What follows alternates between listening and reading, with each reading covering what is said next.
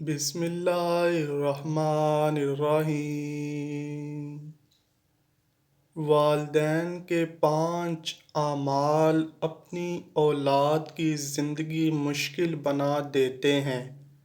حضرت علی رضی اللہ تعالیٰ عنہ سے ایک عورت نے پوچھا، کیا ایسے بھی میرے کوئی اعمال ہو سکتے ہیں جو میری اولاد کے لیے خطرے کا باعث بن سکتے ہوں؟ تو حضرت علی رضی اللہ تعالیٰ عنہ نے فرمایا کہ ماں باپ کے 5 ایسے کام جو کہ اولاد کو موت کے منہ تک لے جاتے ہیں، وہ 5 اعمال یہ ہیں۔ ایک دفعہ حضرت علی رضی اللہ تعالیٰ عنہ اپنے حجرے میں موجود تھے کہ ایک بوڑھی عورت آئی اور عرض کرنے لگی، اے امیر المؤمنین، میری 2 ہی اولادیں ہیں، ایک بیٹا اور دوسری بیٹی۔ وہ دونوں ہی نافرمان ہیں اور وہ دونوں اکثر بیمار رہتے ہیں۔ میری بیٹی کا رشتہ لینے کے لیے کوئی تیار نہیں اور بیٹے کو کوئی رشتہ دینے کے لیے تیار نہیں۔ میں ایسا کون سا عمل کروں جس سے ان کی زندگی میں برکت آئے اور وہ عمل انہیں نفع دے اور وہ میری نافرمانی بھی نہ کریں اور وہ صحت یاب بھی ہو جائیں؟ میں ایسا کون سا عمل کروں؟ کیونکہ وہ دونوں نافرمان ہیں، میرا کہنا نہیں مانتے۔ میرا بیٹا شراب اور دیگر گناہ بھی کرتا ہے۔ وہ دونوں دین اسلام سے مطابقت نہیں رکھتے۔ اے امیر المؤمنین، مجھے کوئی ایسا عمل بتائیں جس سے وہ دونوں راہ راست پر آ جائیں، دونوں کے رشتے بھی ہو جائیں، وہ فرما بردار بن جائیں اور دونوں صحت مند بھی ہو جائیں۔ حضرت علی رضی اللہ تعالیٰ عنہ نے اس عورت سے فرمایا کہ ماں باپ کے 5 ایسے گناہ جن کی سزا اولاد کو بھی ملتی ہے، وہ 5 اعمال ایسے ہیں جس سے اولاد کا تعلق جڑ جاتا ہے۔ حضرت علی رضی اللہ تعالیٰ عنہ نے فرمایا، اگر ماں باپ یہ عمل کرتے ہیں تو ان کے اعمالوں کی وجہ سے اولاد بھی اس جرم میں شریک کر دی جاتی ہے۔ اس خاتون نے پوچھا، اے مولا علی، وہ 5 اعمال کون کون سے ہیں؟ حضرت علی رضی اللہ تعالیٰ عنہ نے فرمایا، وہ 5 اعمال یہ ہیں۔ نمبر 1، جس گھر میں والدین قرآن مجید کو سمجھنے کے باوجود اس کی تلاوت نہ کریں تو ایسے والدین اللہ کے عذاب کے مستحق ہوتے ہی ہیں، لیکن اس کی سزا ان کی اولاد کو بھی ملتی ہے۔ ایسے والدین کی اولاد نافرمان بے حیا ہو جاتی ہے، ان کی اولادیں بے حیا اور تنگ دست ہو جاتی ہیں۔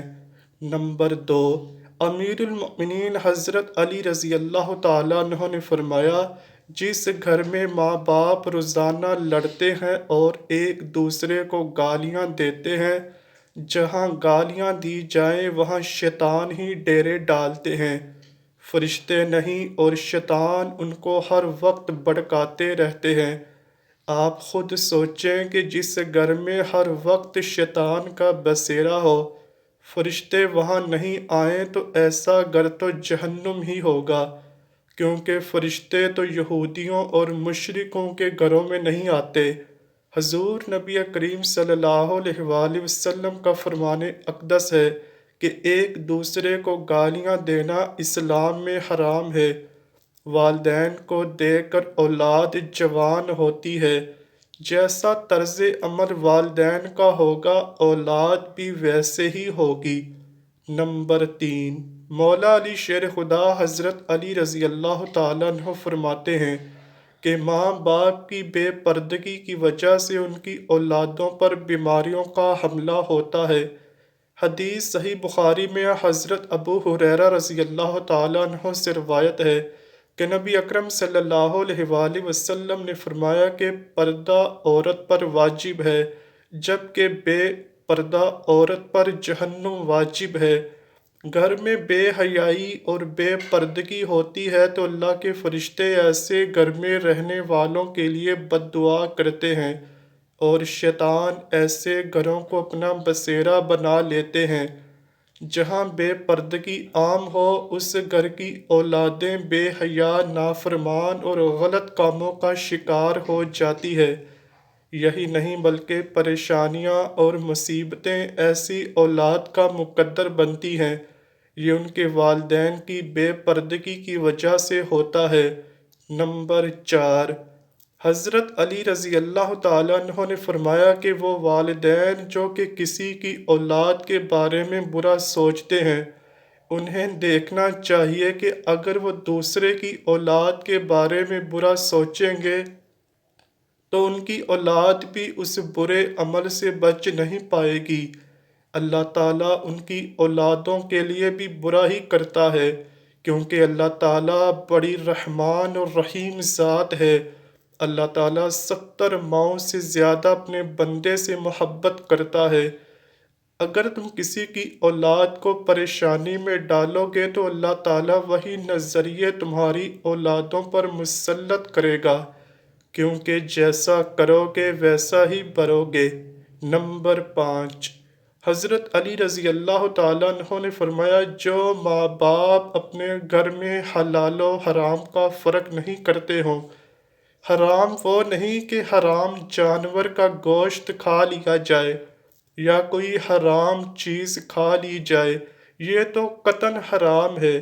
حرام وہ ہے جو حلال کو حرام کر کے کھایا جاتا ہے۔